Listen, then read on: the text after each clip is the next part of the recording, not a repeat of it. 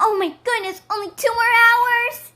Why are you so excited? Because in 2 hours, I'm going to the farm and I can't wait to see all the animals. Oh, I love the farm, especially that I get to wear my red rubber boots when I go.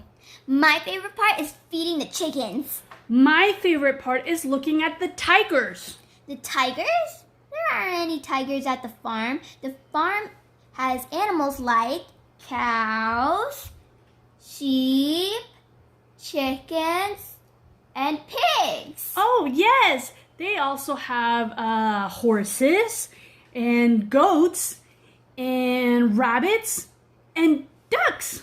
Sometimes you could also see cats and dogs that live at the farm. Yes, like Mr. McDonald. Old MacDonald? Yeah.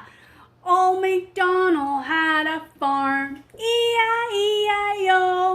And on the farm he had a dog, E-I-E-I-O.